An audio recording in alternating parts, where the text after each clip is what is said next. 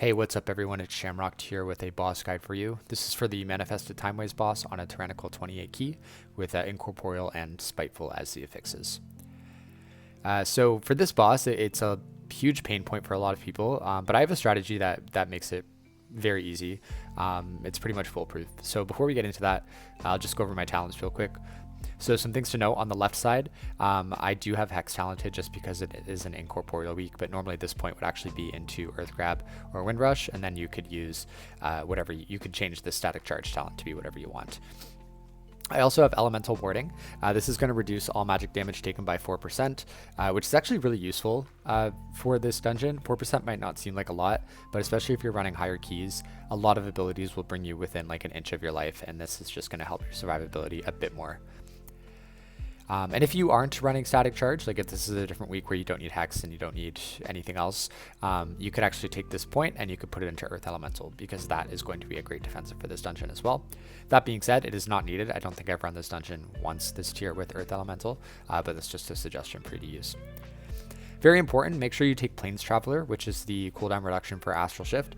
This is going to make it so you can use an Astral Shift during the last boss for every single Extinction Blast / shield phase.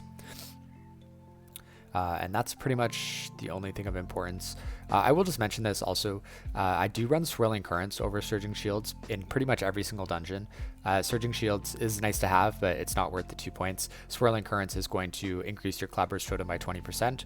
And if you're someone who's good with Cloudburst, this is nice. This is like a compounding effect. The better you are at Cloudburst, the more Swirling Currents is going to help you out. So I definitely think there's much more value in Swirling Currents if you're good at playing Cloudburst. Moving on to the right side, if you've watched any of my other videos, this is the same. This is what I'm running for Tyrannical keys for the most part. My flex points are the Current Control, which is the cooldown reduction for Healing Tide. So you could take this out and put it into Stormkeeper or Lava Surge or Master of the Elements. And if you wanted all three of those DPS talents, you could also take Spirit Walker's Tidal Totem and Mana Tide Totem as well out. So it would look like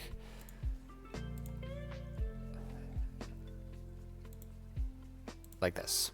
Okay, but like I said, because this is a fall and you don't necessarily need big DPS to time this key, it's more about survivability. This is going to be the better build for you for keeping people alive. And even Current Control, a lot of people harp on this talent because it's not huge and Healing Tide itself is not huge. But this is going to help you with the last boss if you use it properly. Basically, if you get an extra use out of Healing Tide Totem on any sort of rot fight, it's worth it in my opinion. Otherwise, pretty standard, so I run Ancestral Awakening instead of the P-Wave talents. However, you can run the P-Wave talents instead. It's up to you. I believe that's still what Lauren's running. So it's really just whatever you're more comfortable with. But if you were me, this is what I would be running. Okay, that's it for talents. Let's move on to the actual boss.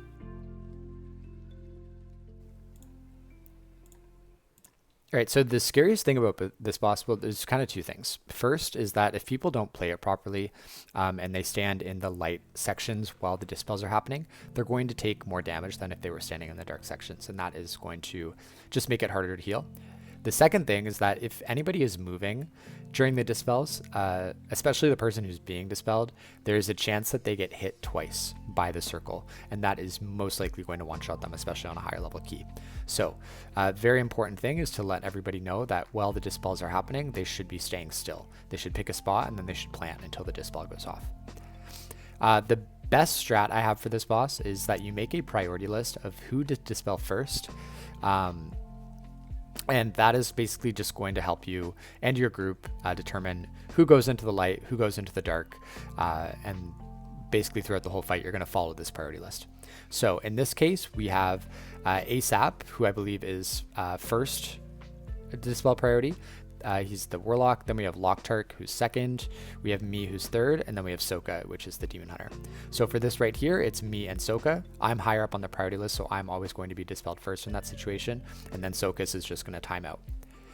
This is going to allow everybody to know like when to stand in the dark and when to go to the light. Right? So because I was being dispelled first, I immediately went into the light zone while Soka went into the dark zone because he knew he was going to be dispelled second. And this is really important because if you're standing in the dark zone, I believe you take a 20% damage reduction, which is huge on this fight. So if you're during the dispels, if you're not being dispelled, you should be in the dark. And that is probably one of the biggest key factors to making this fight manageable, even on a key as high as like a 28. You'll also see we did have one death there, but it's just because you got hit by a ball. Okay, so this time it's Locktark and myself. Locktark is going to be dispelled first. Everybody else is in the dark, and then I'm going to let my own time out so Locktark can get into the dark zone once mine goes off. And see, just like that. So nobody's getting one shot, nobody's getting, you know, extreme amounts of damage taken from this, and that's because we're all standing in the right spot. So this priority list is going to be very key. If you're in Discord, it makes it a lot easier if you can call out who you're dispelling. So for instance, if I'm first, then I would say, you know, dispelling me. If it was Lock first, I'd say dispelling Lock, etc. If you're not in Discord, it's okay. Just make sure that you lay out your priority list before you start the dungeon. And it may sound like a lot of work, but you know what's even more work is not timing your key and having to find a new one. So just make sure that you set this priority list, make sure everybody understands what they're doing. And then during the fight, whether you're in Discord or not, just make sure you're being aware, like you're visually watching to make sure people are actually going where they're supposed to go, because you might have someone forget the priority list or get confused. And then, you know, you kind of just have to dispel whoever's in the light at that moment and then just, you know, heal through it. The other main tip I have for this fight is just make sure you're using some sort of cooldown for every single phase.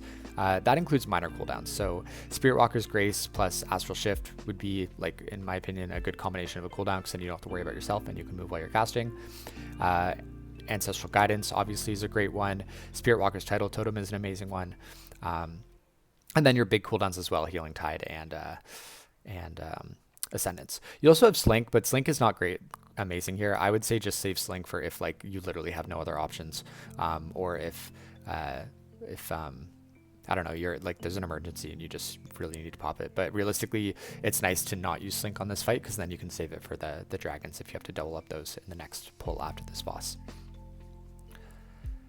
Lastly, just make sure during the, like, in between the dispels, like when the Fragments of Time is happening, don't like just spam chain heal, because you're gonna run out of mana, and you're gonna be panicking and you're not gonna be in a good setup. Just use nice little healing waves, healing surges when necessary, and Riptides. Get Riptides out for the whole group, and basically just set yourself up. So going into the dispel phases, you want everybody to obviously be at full health or as full as you can.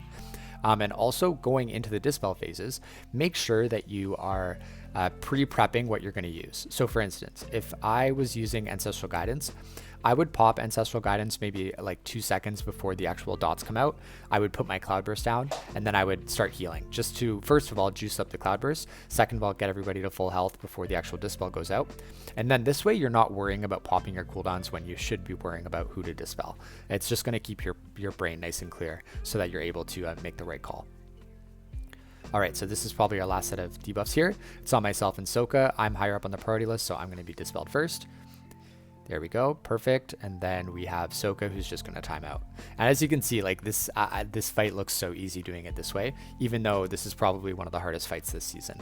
So I promise you, if you follow this guide, this strategy, especially if you haven't been doing something like this before, it's going to make such a big difference for your ability to heal and manage this boss.